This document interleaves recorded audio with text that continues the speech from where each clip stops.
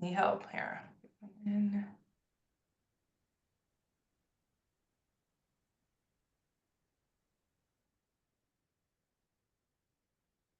good morning, everyone. I'm going to give everyone a minute or two to get connected as we admit folks from the waiting room. But thank you so much for joining this first session of International Love Data Week here at Stony Brook. I'm really thrilled to introduce Lindsay Bryde, our colleague from the Center for Excellence in Learning and Teaching, who's going to talk to us a little bit about accessibility in data. Lindsay? All right, thank you. So I'm going to say hi, everyone. I'm Lindsay Bryde. If you've never gotten to meet me or see me yet, I'm fairly new at the university. I only started back in September, but I am CELT's course content accessibility specialist. So I'm going to be talking about how to make data accessible. So let us look at our agenda today. So we're going to talk about why we're making data accessible. Um, the answer to a very popular question that I tend to get. We're then going to talk about spreadsheets, both for Microsoft Excel and Google Sheets. We'll talk about charts and some HTML tables. In particular, we'll look at some table settings in Brightspace. If you have any questions, feel free to enter them in the chat, and we're going to try and end a few minutes early to also have people ask questions towards the end. So, why make data accessible? So there's many benefits across fields and communities about why we make data accessible. It ensures that all individuals are having equal access to information and any opportunities that data can provide.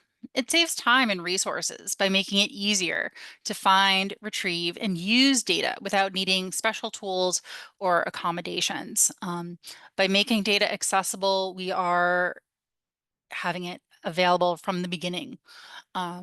So no extra boundaries.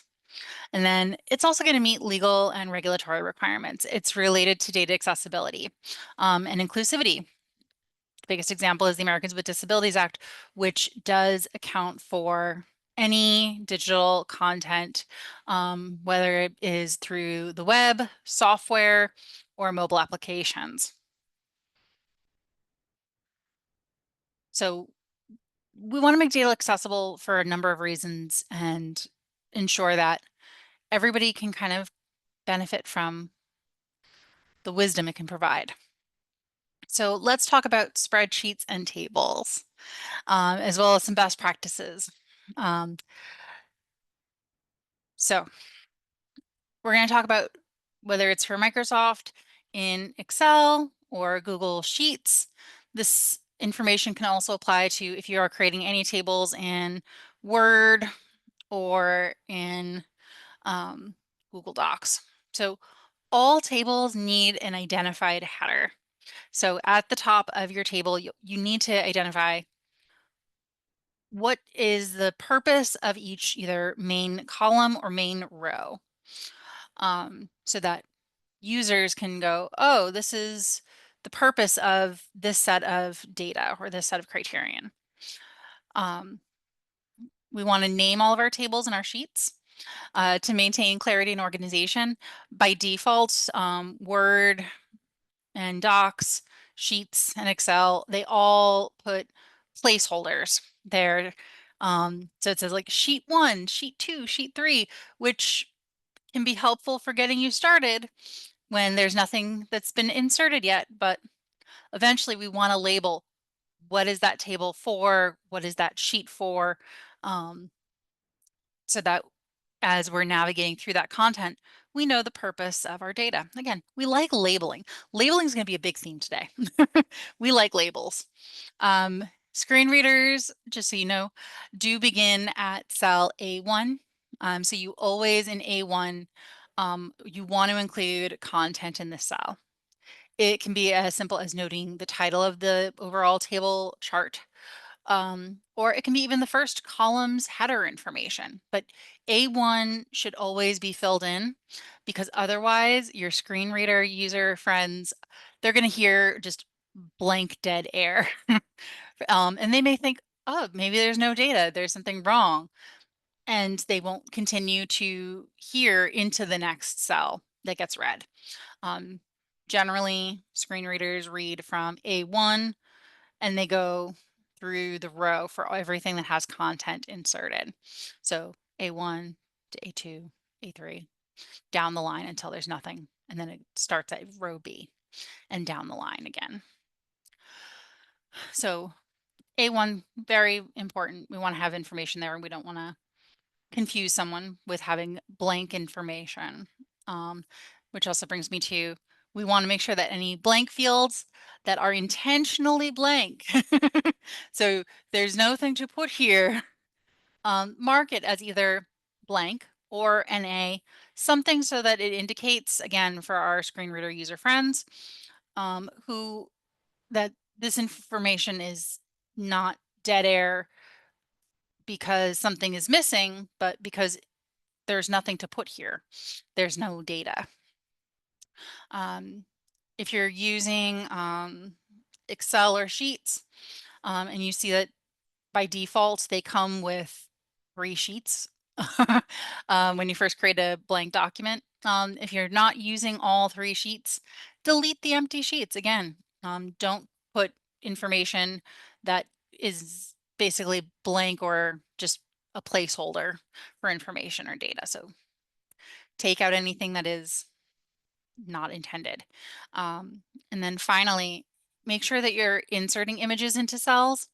If it's over the cell, a screen reader won't know to read it. I have an example of an image over a cell on the bottom right-hand corner of our screen on my slide, where I have an image of a man and a woman standing next to each other. The man has his hand up going, "Stop." And the woman's hands are down and very like relaxed and whatever. But it's a good example of we are seeing an image over a cell. It's not inside the cell. And because it's over the cell, it's essentially hanging over our data. It's not going to be read by a screen reader or recognized by any type of assistive technology. So if I'm tabbing through information, it's just going to skip over that image because the image is not inside the table. It is not inside the spreadsheet. So some additional inaccessible practices to avoid. Again, this is Microsoft and Google. Some things we want to avoid is merging, nesting, and splitting cells, as pictured in my sample table at the top right-hand corner of the slide on the right. When we merge cells or split cells, we are injuring what is called regularity. So screen readers, again, by default, read from the top down, and they also go from left to right. By merging and splitting cells, it's not allowing the screen readers to go from top down, left to right. It's skipping things and it's creating possibly incorrect pauses or not indicating what information is associated with which header. So we want to avoid merging, nesting, and splitting as much as possible. It is better to have a blank space that is left with blank and noted as blank intentionally than to have all of these merged cells that are not correctly aligning your data. We also want to make sure that we are avoiding controlling space with blank rows and columns. So if you want there to be white space on your table or your chart, it is better to use the spacing elements in your Google or Microsoft tool.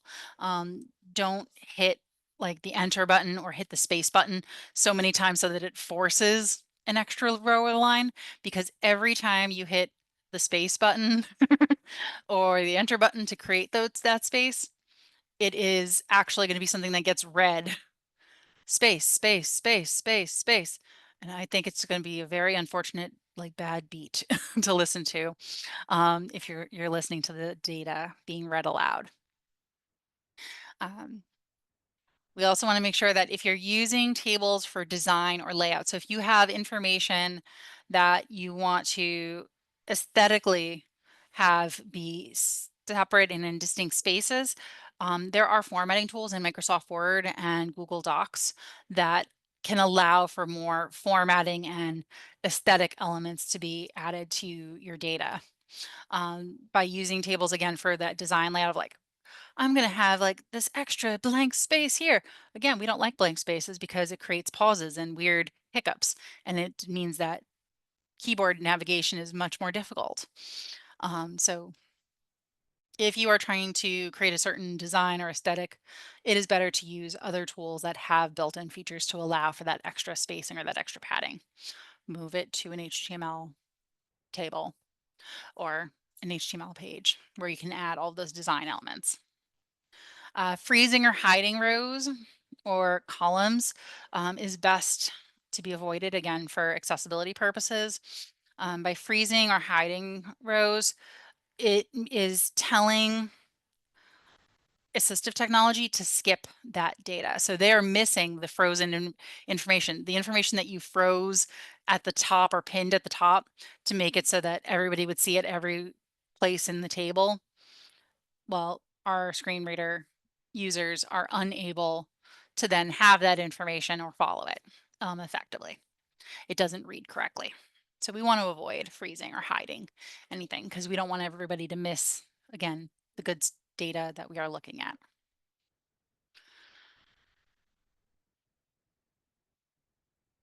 Charts. Again, we'll be doing best practices. So for Microsoft and Google, it is best practice to add any descriptive titles and labels. We love titles and labels. If you haven't gotten, I know I've said it a few times, but we love labels. So Microsoft and Google automatically place placeholder labels inside all of their charts that you can make from the beginning. So you want to replace those generic titles with meaningful ones. So instead of chart title 1, chart title 2, well, we want to put something that's very specific. So like, oh, this is the quarterly sales data, or according to my figure here on the right-hand side, it shows a projected sales for 2025. This is not real sales data. I made up data. I know this is bad, but it shows a pie chart with different sets of data, but in each segment of the pie chart, we can see a label that indicates which quarter it's related to, and we can see the exact percentage amount of the pie chart. This is using labels accurately and accessibly so that our users can see what section of the pie chart it is, its purpose, and how much information is there. We are not having someone guess, oh, I think that's 58% based on just how wide the margin is. We're labeling it. It's also important to include alt text in a chart. Just like you would for an image, there is a button for under the insert area of both Google and Microsoft where you can insert alt text. In a sentence or two, you want to describe the purpose of the chart. You don't have to describe every single little detail of being like, it's a black and white chart if black and white doesn't matter to you, if that was an aesthetic choice, but I want to know, what is the purpose of this data? Why are we using it today? And also making sure that you create sufficient contrast between lines, bars, and shapes. So having that balance of light and dark contrasting colors next to each other. I, for this chart, chose to have a very dark set of lines around my pie chart so that between each slice, you can see the difference between each of the elements, but then shaded in, I use different colors to make sure that you could go, oh, the first one is a very light gray. The second one is a darker blue. Third, darker.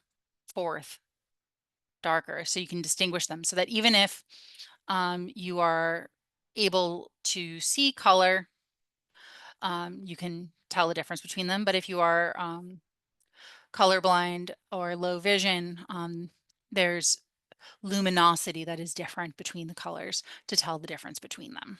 So we want to make sure that there's sufficient contrast.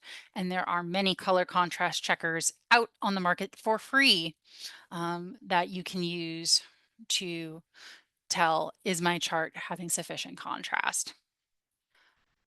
Personally, I'm a big fan of what is called webbing.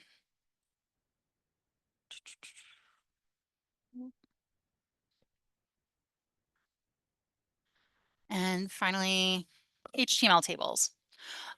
So if there's an overall title to your table, you want to provide it above, before the data on a separate row. So don't add it as a merged row above the headers. This is always a fun conversation of, we want to give a title to our data, but we don't want it in the table itself. Because again, like I said earlier, we want to avoid merging anything unnecessarily. When you are going into an HTML table, you want to also add what's called the scope of each row header or column. If you see my lovely laser pointer on the right-hand side's image of a CELT property, this is in Brightspace. This also looks exactly the same in Modern Campus, which is also a university tool for HTML creation. So in Brightspace and Modern Campus, you'll see in the CELT properties area, there are options to have your cell type to list it as a header instead of a regular data cell. And then immediately underneath it, there is the scope area where you can set, is the scope, is this header reading everything within the columns, the column for the rows below it, or is it a row header and we're reading everything for that section of data from that row, again, left to right down the line. So the scope of each header row tells, again, assistive technology, what's the logical reading order? Do we read this again, top to bottom, left to right as it's assigned, or is there anything that we need to adjust because, say, our header row is actually all across the scope of each of these rows and reading across columns? Also, when you're working with HTML tables, you want to provide captions to indicate the purpose of the data whenever possible. And I'm going to switch over to Brightspace in a moment just to give you guys a glimpse of what it looks like, because that looks completely different. One final note, if you're working in Brightspace or even Modern Campus, if you need to reset, you do need to reset headers. If you're copying and pasting a table from a file, most header tags don't copy over fully or correctly.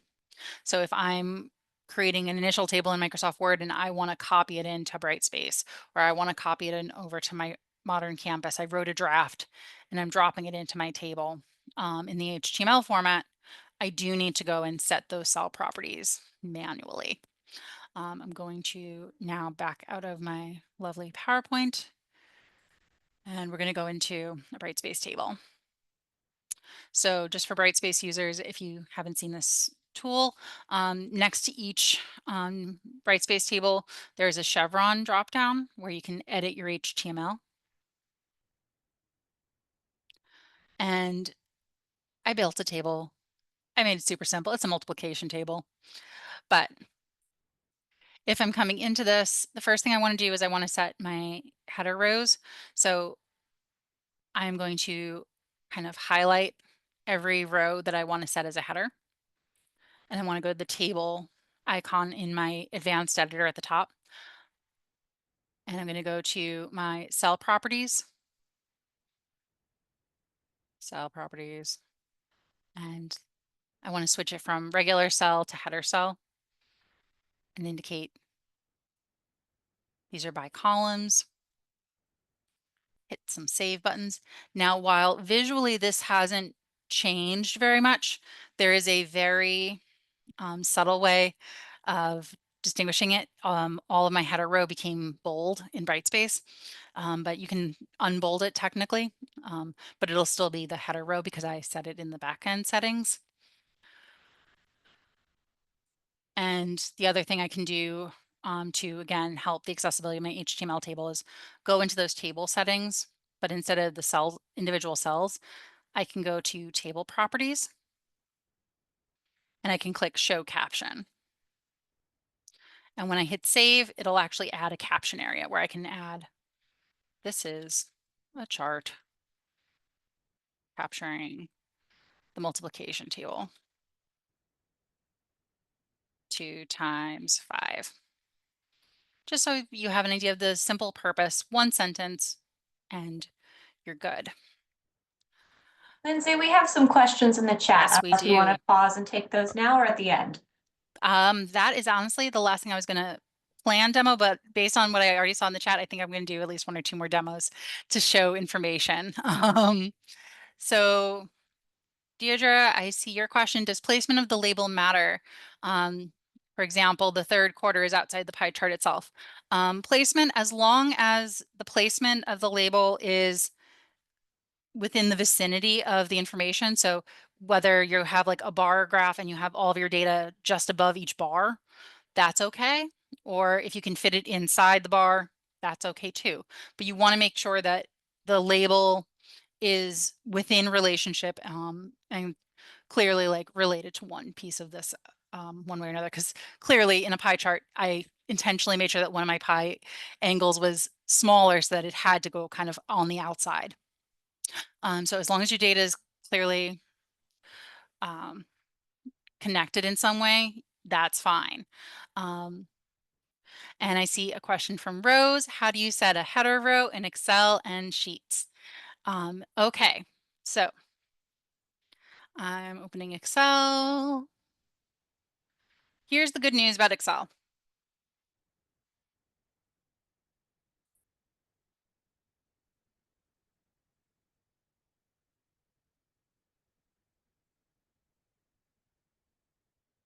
Oop, I'm gonna pin my pin my ribbon open.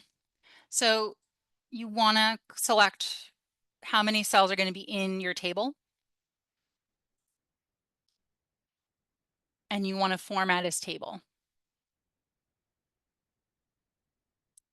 And then you're gonna see where is the data for your table? And it's gonna ask you to confirm how many cells are part of your table. And you wanna indicate my table has headers. So that way Word will then indicate header row. And it will automatically do it for you. If you go in, you can also see that if it will open up a table design area, your header row is checked automatically because you did that. My table has headers. But if you go in and you're like, wait, I don't want every single column at the top to be my header row. I want it so that every single row in the first column is my headers. I would uncheck my header row and I would click first column instead.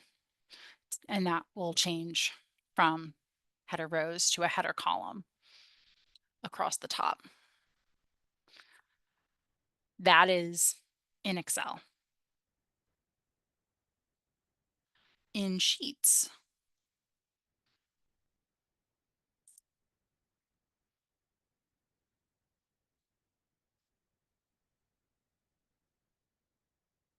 I select, again, what I want to make, and then I go to Tables, Insert Tables. And it's going to ask me about what type of table I want. I'm going to do a blank table for simplicity's sake, and that will automatically turn my first row into a header row. Be aware where Microsoft allows you to set the first column as the header, Google Sheets will only allow you to have a header row. It does not allow you to set the first column for headers of documents. So if you need a header, your first column to be your headers, it is better and more accessible to use either an HTML table or to use a Microsoft Excel product instead of Google Sheets. Google Sheets has some known accessibility barriers where you can certainly use it to create your initial data, but if you need it fully accessible, Excel, it would need to be converted at some point. I think you could also freeze the first column though in Google Sheets. You can, and then it won't read it. Freezing is bad. Oh, okay. And I see the other question I got from Kristen about an accessibility checker. I'm going to grab the link for that for the WebAIM color contrast checker and put that in. And of course, now everyone is seeing WebAIM's color contrast checker up here. So for this color contrast checker, it will ask you to select the foreground and the background color of whatever information you're looking at. So for simplicity's sake, I'll take my slide here, and I'm gonna make this a little so that they're side by side. No.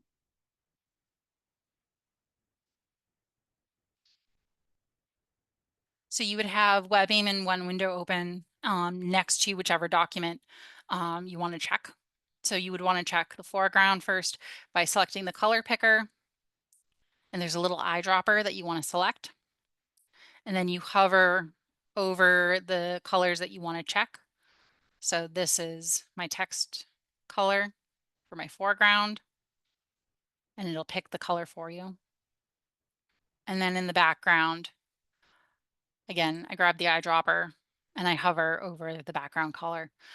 So foreground is always your text font color, and background is whatever color is immediately behind it. And I would select the two. And once both have been selected, it will show below based on what are called the WCAG guidelines. If you have sufficient color contrast, it will say a simple pass or fail. If it passes, that means you have sufficient color contrast between the two colors. And if it says fail, well, we want to pick a different combination because there's not enough of a difference between the two colors. And even if you're not certain, I always recommend be safe and double check about your colors. And I do see we have another comment.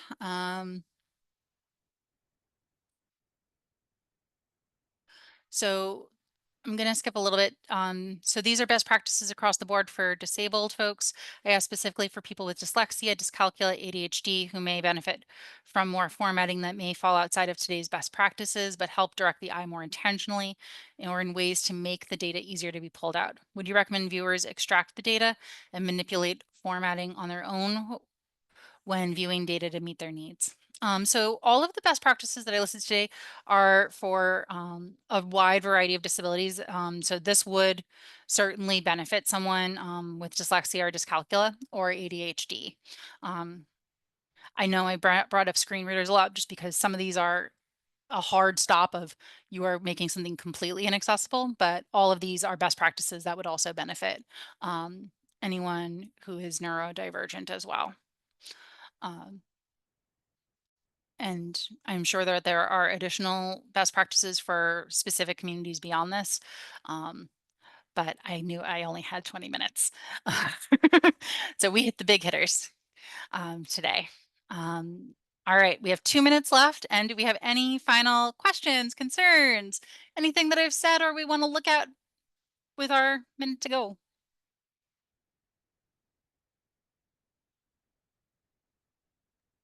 Lindsay, I know you and the CELT folks have a great website resource. I don't know if you could pop that in the chat or share that out with everyone in case they want to follow up or have questions. Absolutely.